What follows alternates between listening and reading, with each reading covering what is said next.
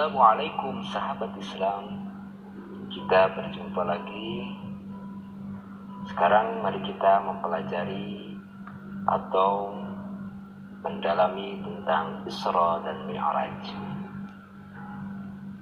Yang akan kita bahas pada saat ini yaitu hikmah di Isra dan di Mi'rajkannya Nabi Muhammad SAW. Sebelum mengetahui hikmah Isra dan Mi'raj Rasulullah SAW, perlu kita ketahui Isra Mi'raj menjadi peristiwa penting bagi umat Islam, karena pada peristiwa ini Nabi Muhammad SAW mendapatkan perintah untuk menaikkan sholat 5 waktu dalam sehari semalam. Rasulullah SAW mengalami peristiwa Isra Mi'raj setelah mendapatkan kesedihan yang luar biasa. Nabi Muhammad SAW ditinggal wafat oleh orang-orang yang dicintainya. Isra Mi'raj juga menjadi satu dari mukjizat Nabi Muhammad SAW. Menurut etimologi, Isra adalah perjalanan malam, sedangkan Mi'raj adalah naik ke atas dengan tangga.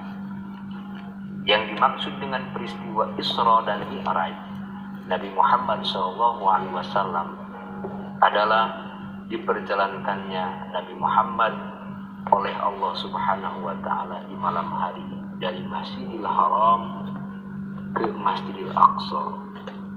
Masjidil Haram tepatnya ada di Mekah, sedangkan Masjidil Aqsa tempatnya ada di Yerusalem. Sedangkan Mi'raj adalah dinaikkannya Nabi Muhammad dari Masjidil Aqsa menuju ke langit ketujuh dan dilanjutkan ke Sidratul Muntaha atau suatu tempat gaib yang tidak mungkin ditangkap oleh panca indera. Adapun hikmah yang bisa kita ambil dari sejarah Isra dan Mi'raj Nabi Muhammad SAW adalah orang yang sukses harus menempuh perjuangan yang keras. Rasulullah diisrokan dan dimi'rajkan oleh Allah setelah mendapatkan kesedihan yang luar biasa. Nabi ditinggal wafat oleh orang-orang yang dicintainya. Nabi mengalami rasa sedih yang sangat mendalam sehingga Allah Subhanahu wa Ta'ala menghiburnya dengan diisrokan dan dimi'rajkan.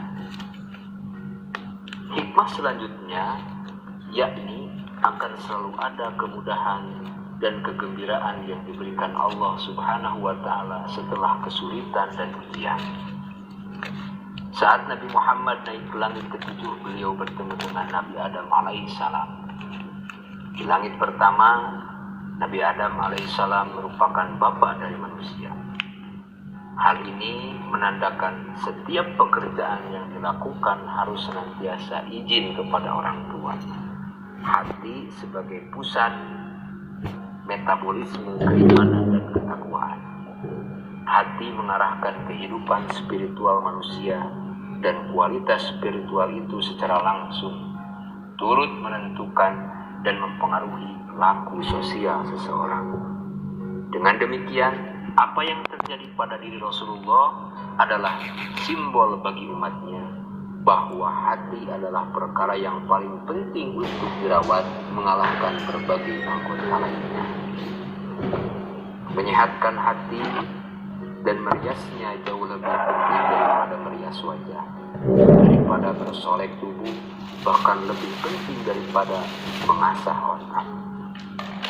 Agar hati selalu terawat, maka hendaknya umat Islam senantiasa menghindari 4 perkara, yakni sifat riya, ujub, takabur, serta hasad. Riya adalah pamer. Riya menurut Imam Al-Ghazali adalah mencari kedudukan di hati manusia dengan cara melakukan ibadah dan amal. Dengan kata lain, riya selalu saja mengajak manusia untuk mencari modus dalam setiap kelakuan dan amalnya. Sementara ujub adalah sifat merasa diri serba berkecukupan dan berbangga hati atas nikmat yang ada, dan lupa jika kelak akan sirna. Adapun takabur merupakan merasa dirinya lebih sempurna dari yang lainnya. Yang terakhir yakni hasad atau dengki. Semoga kita semua dijauhi dari 4 sifat tersebut dan kita selalu senantiasa bisa menggapai kebersihan hati dan mendapatkan bimbingan dari Allah Subhanahu wa Ta'ala.